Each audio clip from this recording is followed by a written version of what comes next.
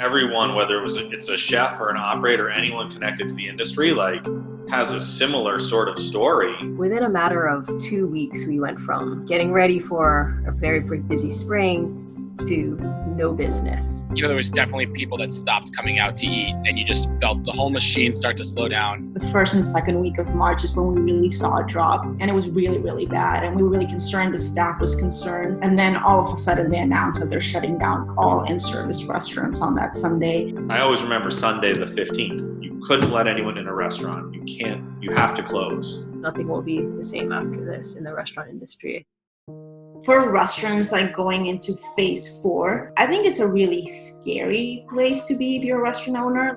People are very germophobic, and rightly so. For instance, Commodore was an open kitchen restaurant. You could literally sit and watch people cook. And forever, that was a selling point. People enjoyed it. I don't think an open kitchen might be as desirable as it used to be a few years ago. We were a small plates place. Do people really want to sit around a table and be sharing out of the same plate? Sanitizers are going to become like a centerpiece at tables. It's going to be a different world. It's just not going to be the same anymore. Banh Mi is a food truck restaurant. We were worried about social distancing for people like working in the trucks. What we've done is we really try to think about, the placements of things. And if someone's walking back and forth and behind someone, that needs to stop. So what are the things we need to rearrange so that doesn't happen? So we've done that across the board at all locations. With food trucks, we need to have people walking around outside, and that isn't happening. So our business shrunk to basically zero. It was unbelievable, just something that I think no one could imagine. But I have to be hopeful in that. In other parts of the world where they have gone through situations like this before, people do come back. SRV during normal times, 7-day-a-week operation. We do up between 350 and 400 people on the weekends, on Fridays and Saturday nights, and probably no less than really 150 during the week. We stopped SRV completely. We shut the whole thing down, and we laid off the whole staff, which was hard. The government's saying, hey, we need people to stay away from each other for us to get through this. But when you are looking at a restaurant space from an economic point of view, you don't look at the rent per square foot and do all your math and say, well, if I only had 50% of this, I would still sign this lease. That would never happen. The whole thing is based on you having 100% of it.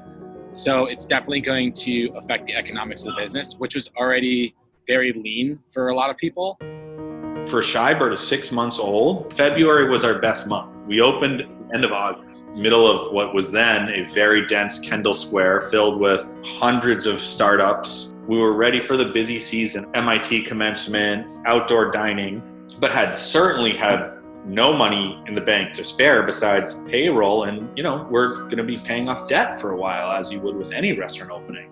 We're literally taking it day by day, week to week. Regardless of how big a patio you have, I'm definitely scared. No one knows who's coming back to offices in Kendall Square. It's not going to be a lot. Other things economically we'll probably have to start to give to be able to have restaurants we love pull through.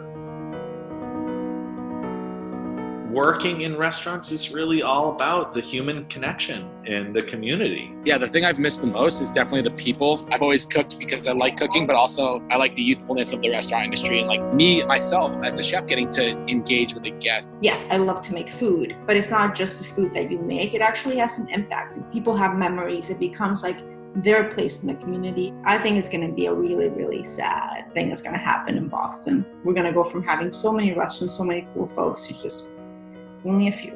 It is scary to think that, what's going to happen to those restaurants? From the corner deli to the high-end restaurant to, my favorite Thai takeout spot in Davis Square. We need it all.